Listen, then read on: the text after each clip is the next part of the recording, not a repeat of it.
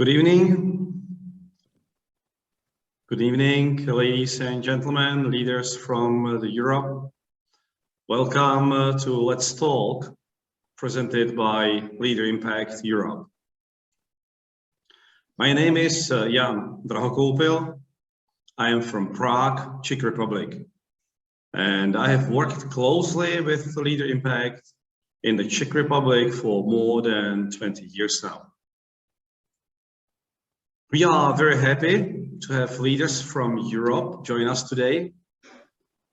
At the beginning, let's take a moment to introduce ourselves. You can change your name in your window, as me, put there the country, maybe the city behind your name. It's pretty easy to do it. You just click on the three dots and choose the rename. So you can rename yourself. And also you can use the chat box and into chat box to put some greetings. So you can greet the other participants you can see.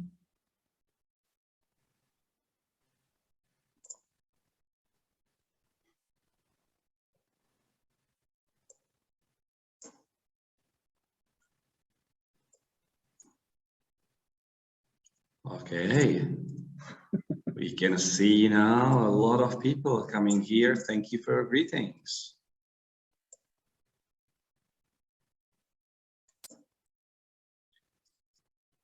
It's great. We can see the people from Romania, from the Czech Republic, from Croatia, from Moldova, Albania.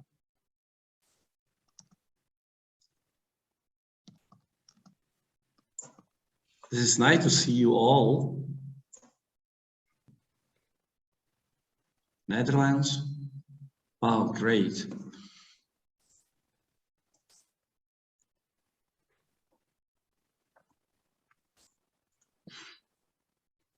So this is so nice to see such a variety of people here participate today. I can see the participants from really many countries. So again, welcome. Let me tell you something about Leader Impact. Our organization, Leader Impact, is a global movement. We have a network of leaders in 350 cities around the world. Our mission is to help leaders to have impact by helping them grow professionally, personally, and spiritually. Especially in these difficult times, which we have right now, we would like to offer a place for leaders to share their challenges, to exchange ideas, and to learn, and provide opportunities for connections among business leaders, which we have right now. We help the leaders to sharpen their skills by sharing the best practices from their lives and businesses. And we hope that our conversation will lead to both the deeper friendship and really practical ideas that help you to lead in your business and profession. Some technical instructions. It would be very nice if you keep your microphone muted, so we can hear the speaker well, and we are not in right now, and we are not.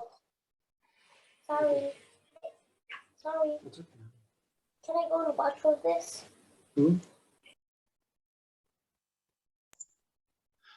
It was nice. I was muted, and you could hear somebody else now. But if you mute yourself, it is good, and so we are not distracted from the main speech. We are also offering the translation, so you can see the little globe on the bottom of your screen, and you can choose the translation. Today we are translating into 2 languages: the Czech language and Ukrainian language. All others will stay with the original English-speaking channel. You don't have to do anything. Our meeting today will be split or broken in two parts. First, we will hear from our presenter. And if you want to ask questions to the presenter, you are welcome to put them into the chat box and ask them. Our speaker, Don Dancer, will lead us through his great speech, seal the deal to get what you want. And right afterwards, Don's speech, after Don's speech, there will be another time to ask questions, and Don will answer all these questions, or the majority of these questions. Even more, after this part, we will split into the small groups, usually the country groups, and we will discuss the matter more there. And last thing, what I would like to say before I will hand over the word to our speaker is to say something about our today's speaker, who is Don Dancer. So I welcome Don as our speaker tonight. Don has more than 30 years of experience as a corporate lawyer and business executive. And he served, welcome Don, Don served as a head of legal in General Electric. And during that period, the GE made over 600 acquisitions. So the value of the company increased from $12 billion to $410 billion. So we can see Don has a great deal of successful experience in negotiating contracts. He will help to understand us better the art of successful negotiation. So I am really curious about Don's speech. So Don, welcome here. We are looking forward to your speech. It's your time now.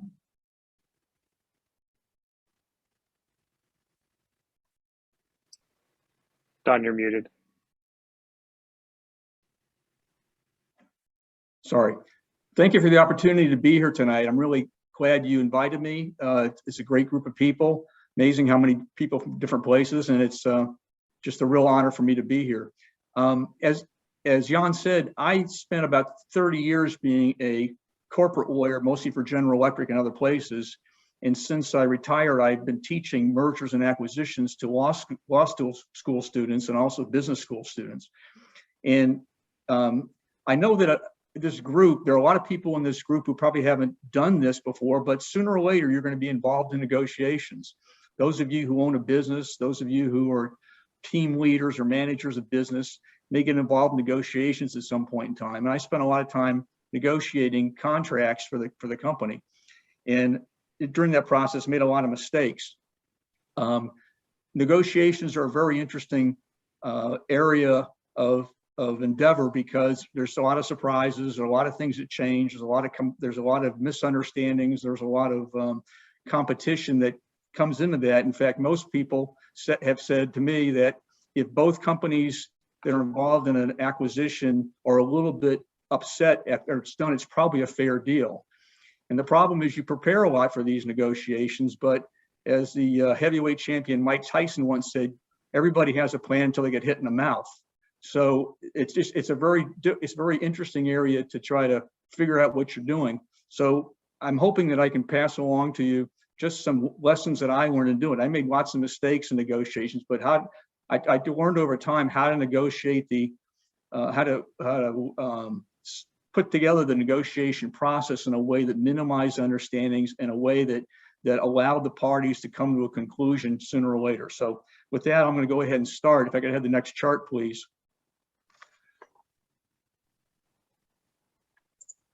So I have 15 lessons I'm going to talk about tonight, and we'll go from there. The first lesson is understand the deliverables and make sure the negotiating team understands its roles. Two things are part of that lesson. First of all parties to a contract need to have a really clear understanding of why they are doing the deal.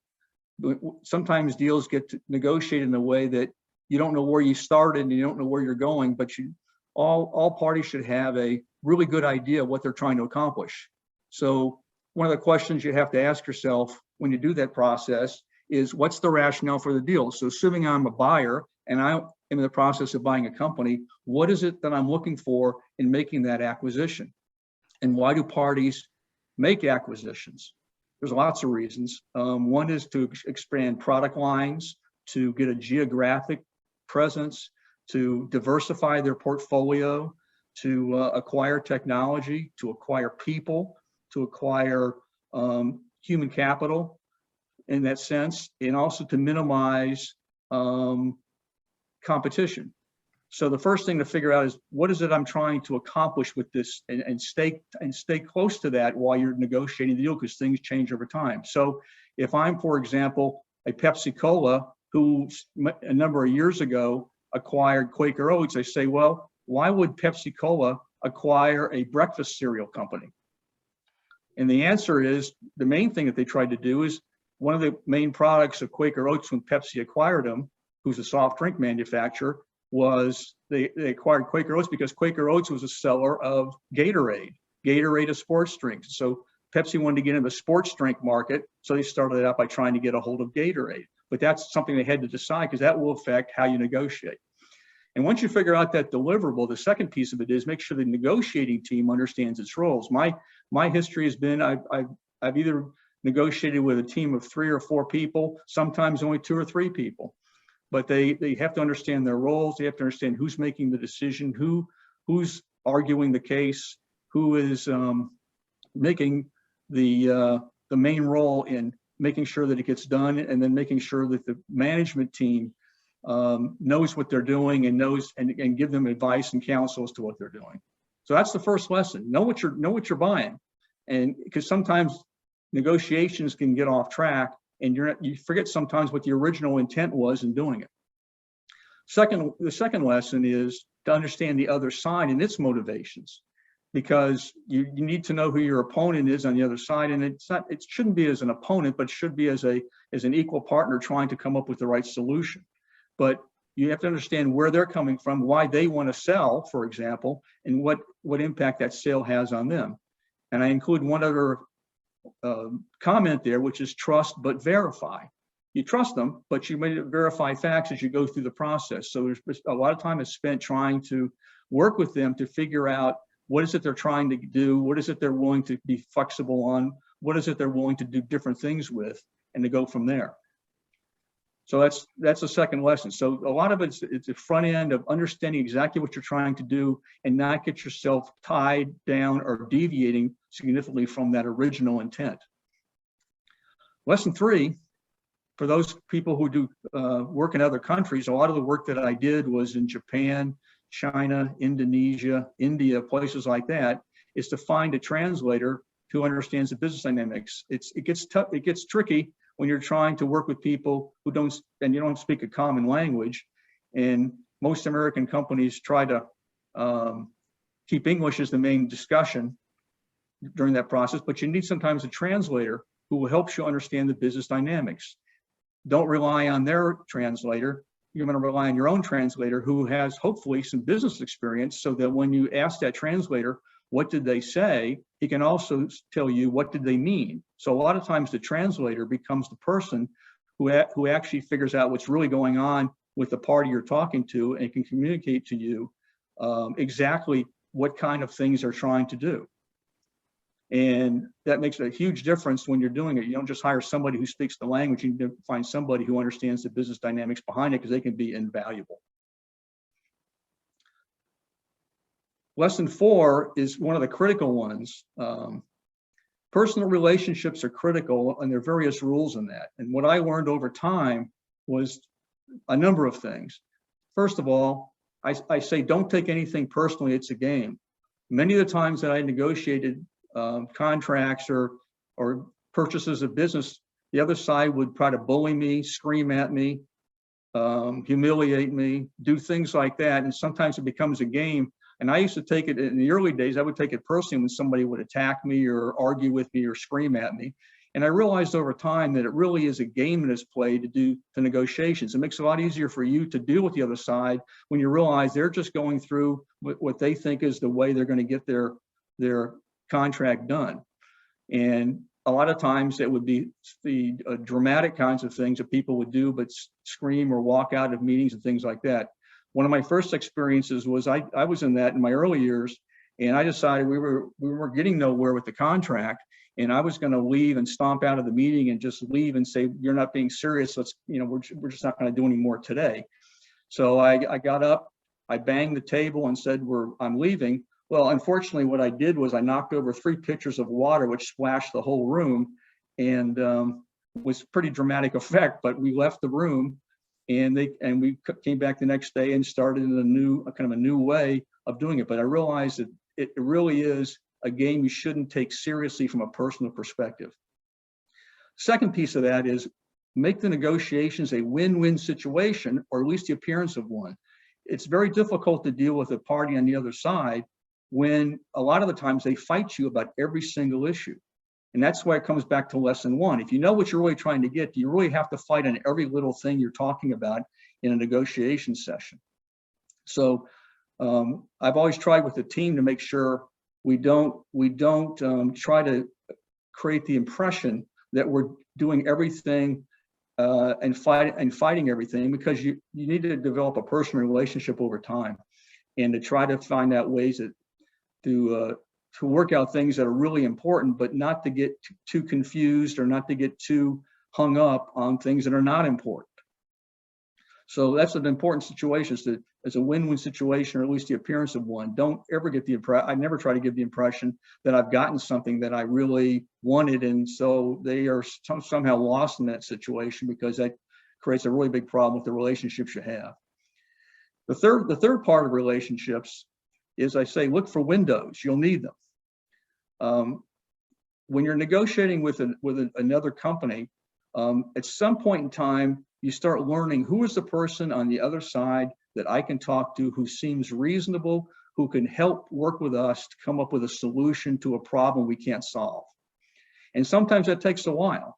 You have to understand what the negotiating team is, what they're doing, and try to figure out who's the person that may be able to help us. And they're going to do the same thing. They're going to come to you or somebody else in your team and say, "He seems reasonable. Why can't you be flexible on this particular point? Or why can't you give us what we want on this particular point?"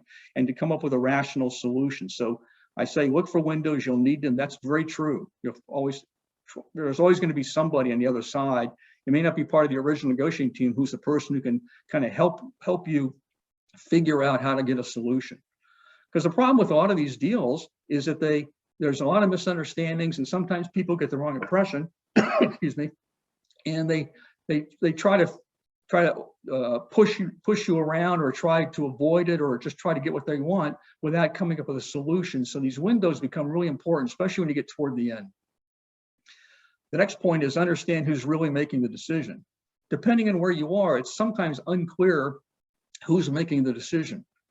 And that's the person you want to persuade. And sometimes you have to find a way. Sometimes you don't even see that person when you're negotiating with the other side. I'll give you as examples. I have done deals in China where I was confused as to who was actually making the decision. The negotiating team may have been 10 people, and I wasn't sure who was actually making the decision. And it turns out it wasn't the person who we were talking to the most, but perhaps the Communist Party official who was sitting at the end of the table. So it takes a while to figure out who's making the decision, and you want to start focusing more on how to persuade that person who's making the decision rather than somebody else. We had another discussion, and we had another negotiation for a number of years in Japan with a major Japanese company, between GE and a major Japanese company, and it went on for 18 months. It took us 18 months to come up with an arrangement to merge 2 businesses.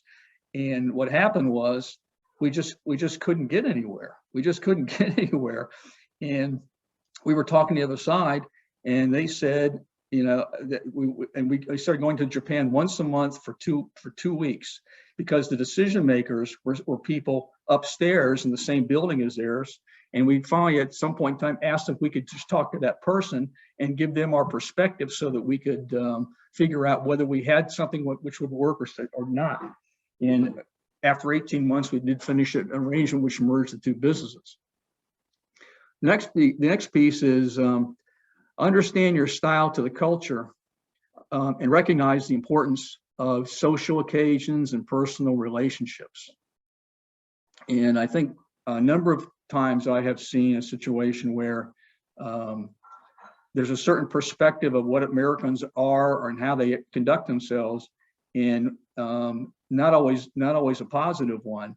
And so we would try to make sure we had humor, that we went out in social occasions, that we just got to know them as people and not to be people who were their view of what a stereotypical American was doing.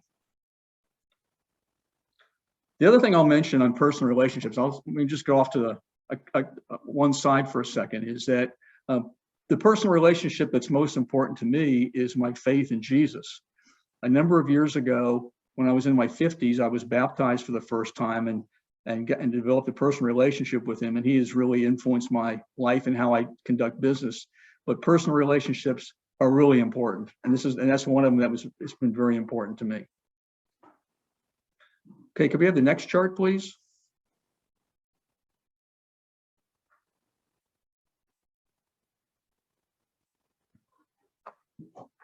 Catch our breath. Next, lesson 5 is organize a schedule and routine and make sure to avoid surprises.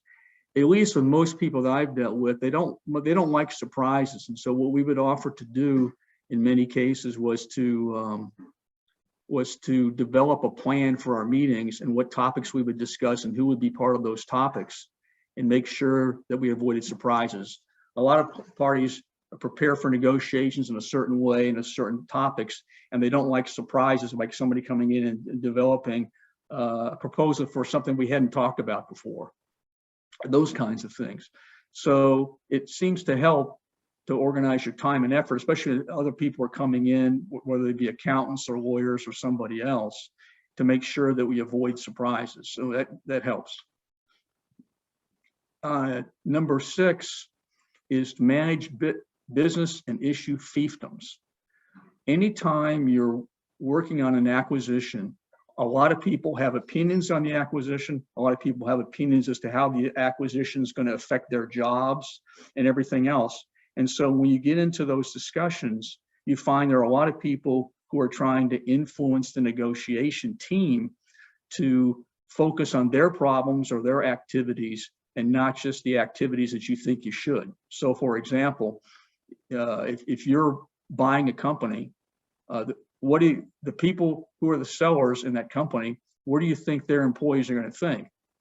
They're concerned about their jobs. They're going to be concerned that after the acquisition, they're going to lose their jobs. Or they may be concerned that after the acquisition, you're going to eliminate the product lines that they have spent 20 years supporting for your product lines, or that something else will happen like that. So there's always going to be people who come to you and say, you need to put this in negotiations, you need to take this position, and the negotiation team has to stay focused and avoid these kinds of, quote, fiefdoms.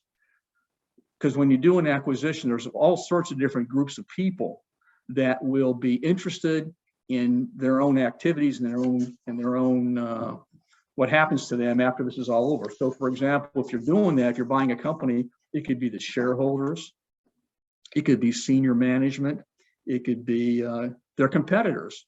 If you're a seller and you're selling your company, what are your competitors going to do when they find out you're selling that company? They're going to go after your customers and try to sell them their products, because you're going to say that the seller in this case is not going to be able to continue, so they should switch companies.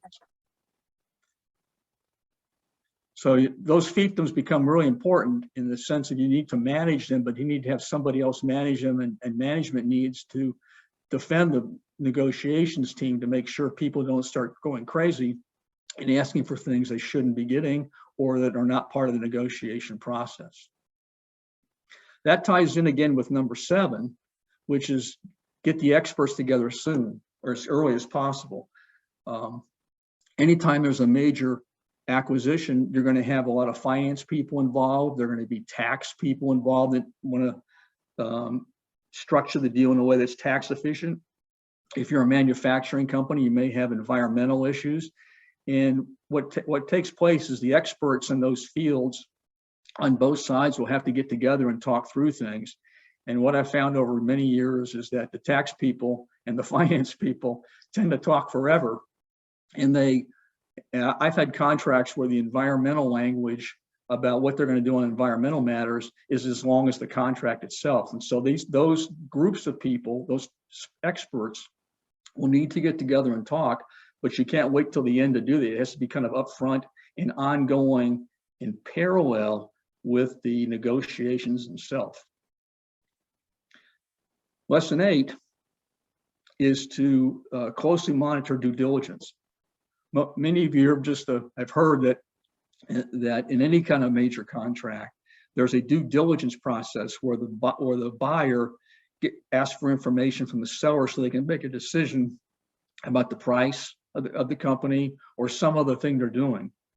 And it's important to closely monitor due diligence for anything that comes up that would affect the deal adversely or change the whole dynamic of the deal. So for example, if you're doing due diligence on a company you're buying who makes some kind of product, let's say they make televisions, if you find out that they've had patent issues, or you find out they've had product liability issues, or they've been sued over the quality of their TVs or something like that, you have to factor that into what you're going to do with the due diligence.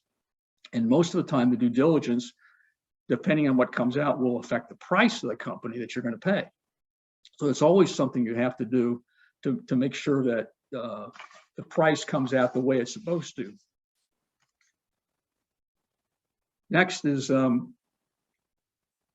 point 9, which is summarize understandings and writings and provide charts and diagrams to make your points. Many on the other side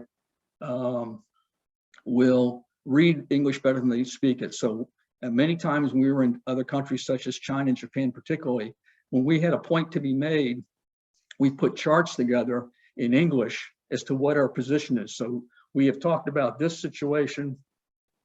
Here's our position. Here's why we're taking our position, and here's what we'd like to do with this situation, so that wouldn't be a misunderstanding of a translation. They clearly had documentation that you've given them that says this is why we're doing what we're doing. It's also kind of that personal relationship issue of saying we're trying to explain to you in very rational terms why we want to do something, which ties in to point number 10. That is simple: help the other side do their job.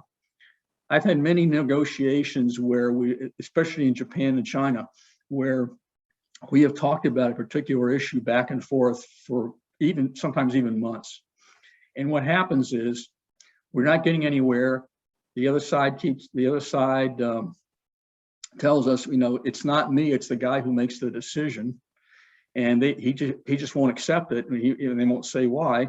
And so sometimes we have prepared charts for the other side to give to their bosses who are making the decision, and explaining why we want to do it the way we want to do it. So we help them out by giving them, the negotiating team, we help them out by giving them information in an argument that they can take to those same bosses and explain again why we're saying what we're saying, with the view that the other side's negotiation team agrees with us. So I've had a number of occasions, which is kind of interesting, where the other side comes to me and says, I agree with what your position is, and the negotiating team agrees with it, but the people who are making the decisions don't agree. And then we say, how can we help you? How can we help you do that? And they'll say, put something together that we can present to our bosses that explains better why you're asking for what you're asking, and please do that. Okay, the next chart, please. Lesson 11, the other side of that is sometimes let the other side do your job. Sometimes you can let the other side help you out. I've had a couple bosses who've been hard on a position for not a particularly rational reason. So I've asked the other side to give me the same documentation that they would give as to why what they're asking for is rational. Because there are a number of times when I've thought that the other side's position was totally reasonable, again, going back to that win-win situation, if there's a reasonable position on a point that's not going to be critical, then don't fight about everything for a long time. So it goes back to the point I made about don't fight on everything. But sometimes you can do the same thing by doing this, let the other side do their job for you. Lesson 12 is an important one. Lesson 12 happens almost all the time. Lesson 12 is that every deal comes down to 4 or 5 issues which will decide the package at the end. It's all about price and risk. It's amazing how often it happens, but almost every deal I've ever worked on comes down to 3 or 4 deals at the end. Like, what's the limitation of liability? If there's a problem, what's the risk that they're willing to assume? If there's a product liability claim, how much are they willing to pay? It's all about risk and price. So is it about affecting the change in the price of the whole contract? It's about the liabilities they're willing to accept when they sell for the long term. And that goes back and forth. And it's always those same 3 or 4 or 5 issues. When it comes down to how much money is at stake and what kind of risk is either party willing to take. So it happens all the time. The thing I will also add to that is it always comes down to a package at the end, because sometimes the other side will say, hey, I would like to get the price settled first, and then we'll talk about the rest of it. The problem is they all have an impact on each other. So sometimes you may be willing to take a lower price if they assume a higher risk, but if you've already agreed on the price and they haven't done the risk yet, what do you do? So it's funny because so generally what will happen is it's always going to be those 4 or 5 issues toward the end, and we will sit there and say, hey, we'll do this, but it has to be a package. It has to be one agreement to those 4 or 5 issues. So you have to be prepared for that, but it's so consistently a part of every negotiation that you just have to assume it's going to happen. And you have to start thinking about how that comes together as you go down the path. And a lot of times companies will save this issue to the end because price is an important issue, or the liability risk is an important issue. And they have to see what the whole contract looks like before they can go ahead and make those changes. So that's something that's going to happen every time. And I would be surprised if any major deal anybody worked on didn't come down to that point, because it's very consistent. Lesson 13 is minimize the time between signing and closing. Not to get technical, but a lot of times parties will sign a contract, but say we're going to finish the contract, close it, and implement it several months later, because you have to get tax advice, or you have to get government approvals, or you have to do certain things. And the longer the time is between the time you sign and the time you close, it's going to create problems that may blow up the entire deal. So you want as short a period of time as possible, recognizing that time between signing and closing, for example, shouldn't be 5 months, because a lot could happen in 5 months. The company you're buying could lose a lot of money, or have a really bad quarter and lose a lot of money, or have their stock price go down a lot and things like that. You know, one of the reasons people make acquisitions sometimes is their stock price is so high that they can afford to go out and buy a lot of other companies. Speaking of prices being high, I already saw today's Wall Street Journal headline is that Microsoft strikes Activision mega deal. So Microsoft agreed yesterday to pay $75 billion for the Activision video game business. And it happens all the time, but if the stock price is high, or the stock price fluctuates during the time between signing and closing, it can make a big difference in the overall price. So to keep it a short period of time between the time you just sign it, and the time you actually close it and implement it. Okay, 2 more. Lesson 14 is no deal is a deal until it's signed. It's acceptable to walk away or pay or pull agreements off the table. The other side will do the same. You shouldn't. A number of times we've had negotiations that I've been involved in, and we agreed to something, and then right about the time we're ready to sign, we find that there's something else going on. And we said no deal. We're not going to do this because we didn't realize this, or something else changed, and it's okay to walk away. And the other side, or you say to them, well, but you've already agreed to that. And you say, but the deal has changed. But it's perfectly acceptable to walk away or pull agreements off the table. In fact, a lot of times when we've walked away from the agreement, it's a pretty good indication you're pretty close. So don't be concerned about saying what you already agreed to that. And I've had that happen to me a number of times. And I just said the deal's changed because this happened and this happened. And we found this out in due diligence or something else that came to our attention. And until I actually sign it, we don't have a deal. And so there's nothing wrong with doing that. And in fact, as I said, it can be an indication you're pretty close. The other piece I'll mention, which is a very big one, is avoid actions that lead to post-closing disasters. People have to remember, even the negotiating team has to remember that after the deal is signed, if you buy a company, you could have all sorts of things happen. If you buy a company, you could have a disaster come up that you didn't realize was going to be there. You could have a major financial problem pop up. And so you need to do a deal on the basis that what's going to happen if I sign this deal after we're done? After we're done, what's going to happen? And there's a number of problems with that because you may not have anticipated certain management problems. The market may have changed between the time you signed the deal and closed in the deal, but there's a lot of things that can happen. And one of the most common issues that happens if I'm a buyer and I buy a company, I'm going to have to offset that money that I bought. I spent a lot of money buying the company. And so the company I bought has to make up some of that money in a short period of time. And the longer you wait on the deal and the shorter the period is for them to do that, you can have a complete disaster. So there are many examples in history of deals being done that seem good on their face, but after you closed on the deal, then disasters hit and the company's acquisition turned out to be a complete disaster. So you have to have some sense of what's going on, whether it's people making management changes or anything like that. But you have to keep your eye out on the fact that how is this deal going to look 6 months after we close on it?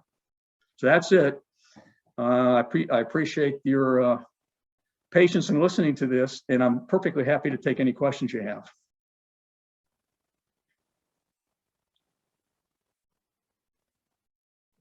Thank you very much, Don.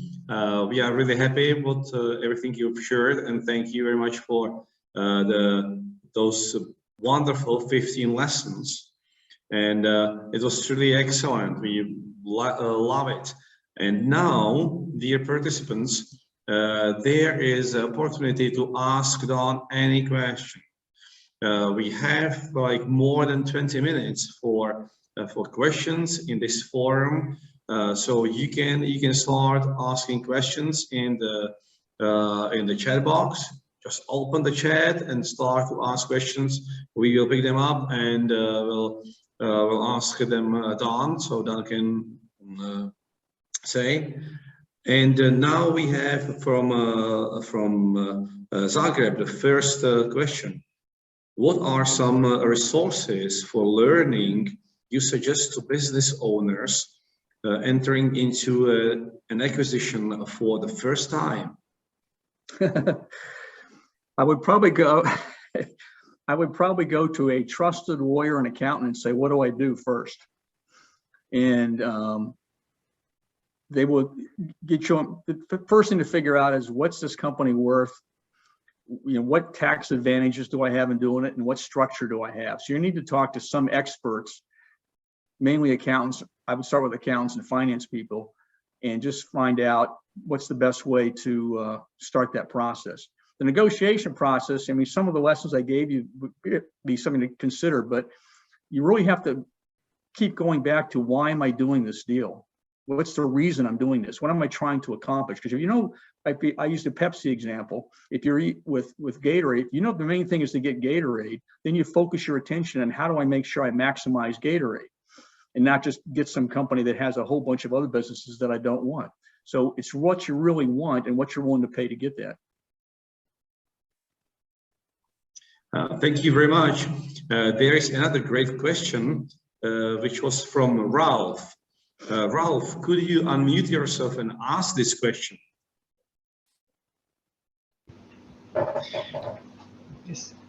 Yeah. Well, yeah. Don, what was one of your best negotiations, and what made it be number one? What were the factors involved? Thank you, Ralph. Yeah. I think there's a couple that come to mind. The Japanese deal I was mentioned was a big Japanese company, and we spent 18 months putting together a deal that was really difficult, but it came through because the corporate cultures were similar, and by the time we put the deal together, we were both sides were kind of on the same page. So that was good. I mean, you got to the point where over time we both came up with the same view of how we had to make this thing work, and it was a joint venture. So both parties really had to contribute what they did, and it worked out to be a really good one, and it saved that business at least for a period of time. And some of the other ones are smaller, but they may have been done pretty fast. I will mention one other thing. A lot of the companies that we bought were family-owned companies, and I learned some valuable lessons. I mean, we, for example, would buy a family-owned business. We bought one in Hungary. We bought one in Poland. A number of companies, and buying a family-owned business was to us as difficult as buying a major company or a famous company, because it's the same issue. What's the business worth? And in family-owned businesses, my universal response I got is it's difficult because if it's a family-owned business, they think the business is worth more than it is because it's their whole life.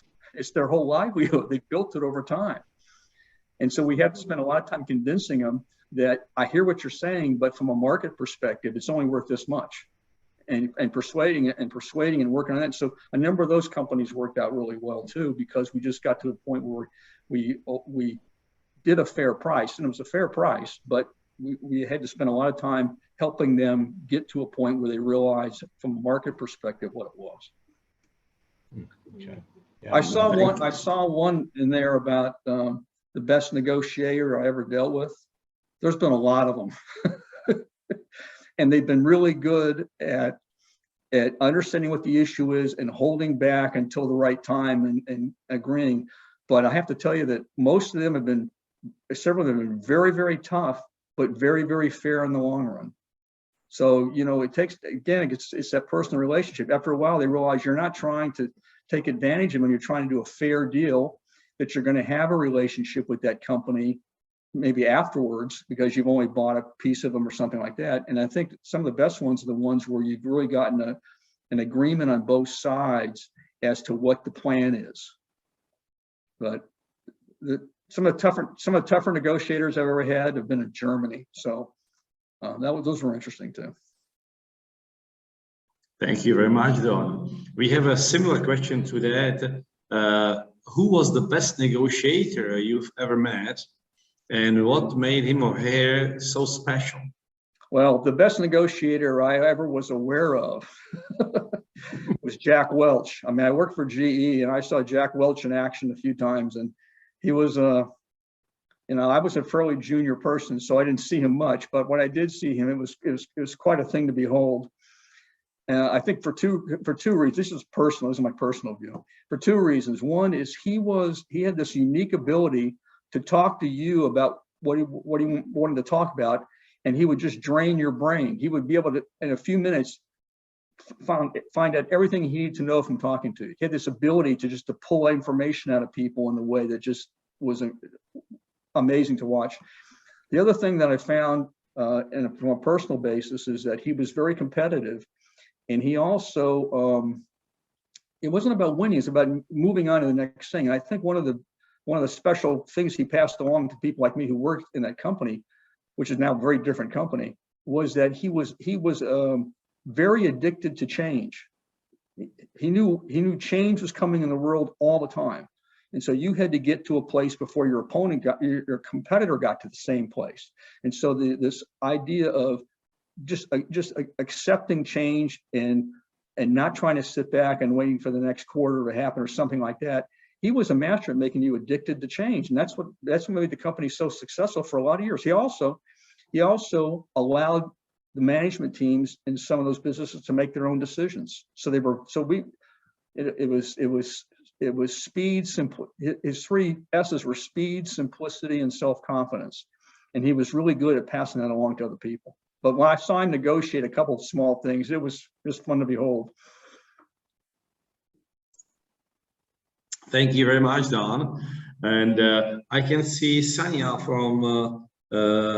from Kiev had a great question. Sanya, could you ask your question?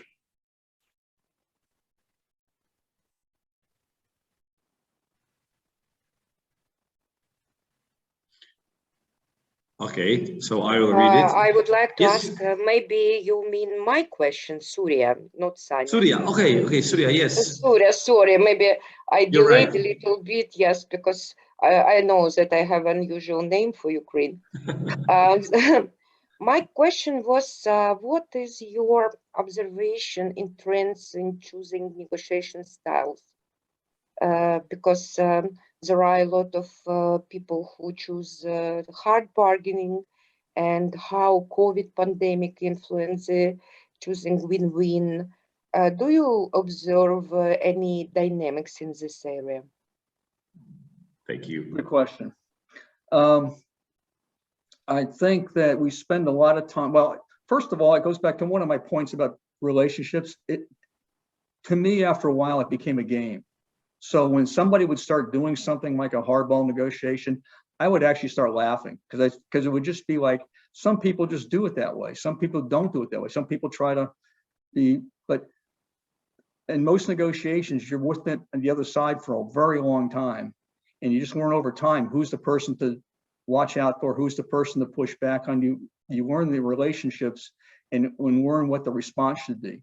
So I've had several negotiations where the other side was just nasty and attacking and, you know, just trying to find a way to get an advantage. And I would start laughing and I would insult them back.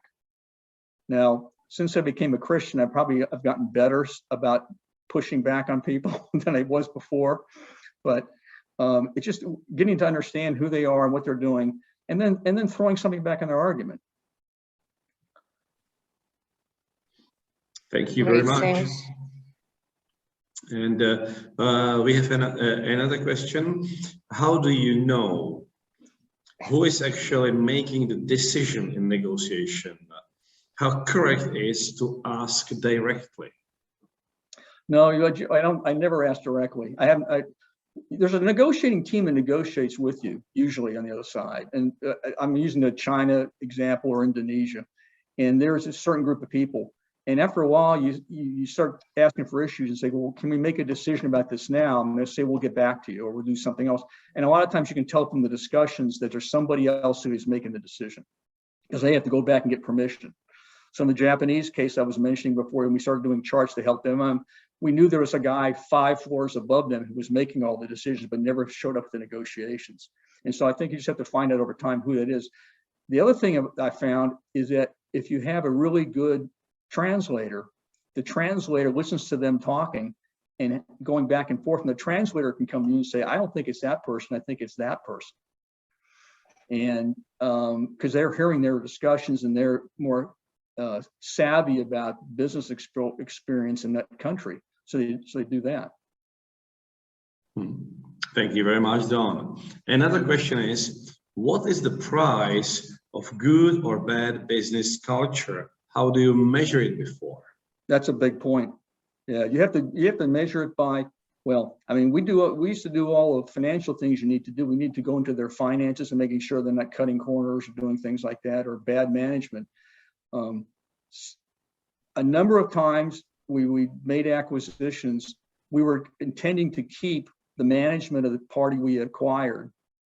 And so we would screen them, but a lot of times we were going to replace them as soon as it happened. So the corporate culture has an impact on the price you end up paying, and it has some effect on the risk you're willing to take when you're going in. So I had an experience in Mexico where right before we closed on the deal, we found out their financials were not, let's say, accurate, and we had to stop the deal because or adjust the deal. And so what we ended up doing was, instead of stopping the deal, we held back more money. So if we made the acquisition for, say, $30 million, we only gave them 20 till we figured out there were more problems. But the corporate culture makes a huge difference. I mean, I've seen a couple of these, this whole idea of corporate culture. you can find out pretty quickly what kind of company it is just by doing all your due diligence and interviewing employees, which what you do as part of that process. So, and it's difficult. I've been on the other side of this in a couple of situations where I've gone to a boss and said, I don't think we should do this deal because these people are not necessarily honest. And we've talked about it, and sometimes we walked away, and sometimes we just offered a lower price, and we lived with it. So that's one of the but that's one of the most important. All these are making very important comments. The issue is, what are you going to do for the first 30 days after you close? Mm-hmm. So I make this big deal. I go sign this big deal, and then they say, it's off of my desk, and they say, oh no, it's not, because you're going to implement this for the next 30 days. You know the deal, so you have to go explain to these people what they're doing. So you have to be prepared for the what happens on day one afterwards. Because if we sign a great deal, but everything turns out to be wrong, the business folds up, or the business has a terrible market, or the competitors steal all the customers, it doesn't look too good afterwards. Thank you, Don. There is in the chat box really great question which follows this one, and which is pretty direct to you. What has been your post-acquisition success failure rate? Well, if it was bad, it wasn't my fault, because I didn't run the company after I did it. But no, it's not me. But I think some of them turn out to be not as good as you thought, but never disasters. I mean, some of the things I was telling you about with these after things is that a lot of times the reason for the disaster is that the deal took longer than you thought it should. You may have paid a little too much for it, and so when you have to figure out the finances of the company you acquired, you have no room for work. You have no room for growth. It's like you inherited it in a bad state in its existence. So, for example, if we said we're going to close on the deal and we find out the company's lost $20 million in the last few months, or that we couldn't make certain things be implemented, or that we left management in place at that company who mismanaged it, or something like that, or the market may have changed. We may have done a deal based on the market being this when we're finished, and we find out when we're finished with the deal, the market's changed and they don't know how to adjust to it. So I've had a few disasters. I'll give you one example. We bought a company in Hungary that we were going to use. And after we bought it, we said we're closing, and we found out the factory didn't have electricity. So after the previous owners had sold it, they cut off the electricity, and here we are, a GE type company coming in saying, well, we need the electricity. And they said, well, it's going to take a while before you get your electricity. Thank you. Yeah, that was that's not one of my favorites. This is good one. And Susan Johnson from Albania has a great long question. Susan, would you like to ask it directly?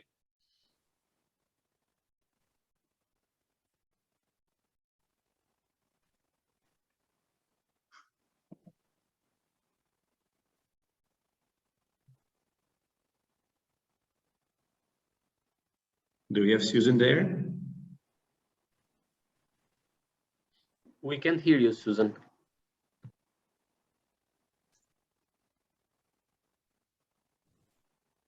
I can see her, but I can't hear her. Okay, so I will try to read it. Oh, Susan, you are here, so you can do it. We cannot hear you.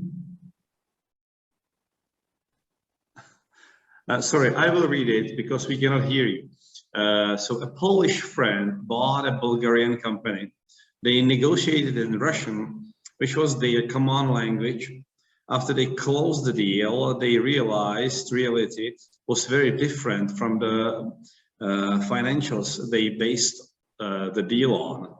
They had been shown fake books, not the real books. How do you avoid this kind of problem? I've had a few of those too. The way you avoid the problem is is having in the contract. First of all, you have to make sure the contract says what it's supposed to say.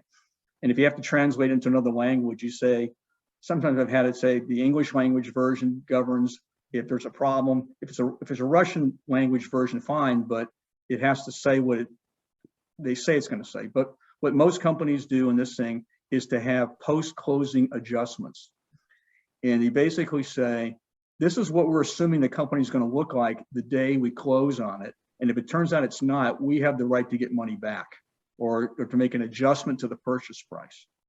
And I'm a big fan of, if you're not sure, to have that in your contract and then hold back money before you pay it. So I had one company that we found out after closing that they had fake inventory.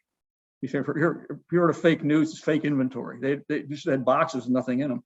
It turns out they had fake inventory, and we had fortunately held back like half the purchase prices. We couldn't trust their books. So my long answer to your question is, hopefully there's a provision there for post-closing adjustments. And if there's not, then they should still try to hold back money and try to negotiate their way through it, because it changes the assumption. That's a post-closing adjustment. Basically say, I'm assuming the business looks like this when I close on it. And if it doesn't, you have a right to get something back. Thank you very much. Yeah, it's not easy. Thank you very much. Don, we have here a very interesting question now. What do you think of lying and manipulation? And do you think it has some added value for the negotiation or making the closure?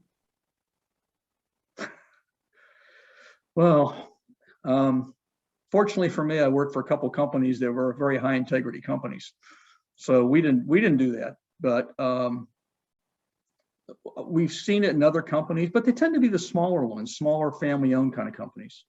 But if you're, for example, doing my experience in Indonesia, where there's a certain amount of that went on. So all you have to do is make sure your due diligence is as good as you can make it, and don't close unless you think you've got pretty good information.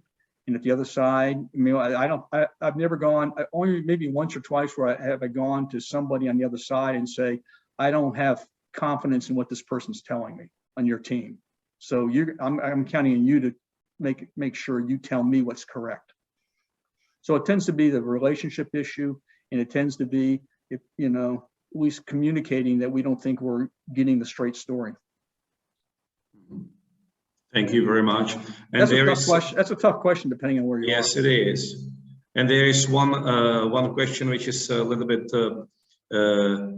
adjected to this one. Do you see the good cop, bad cop style of negotiation in certain cultures? We used to. It's funny because sometimes, if you're a lawyer like I am, you want to play bad cop.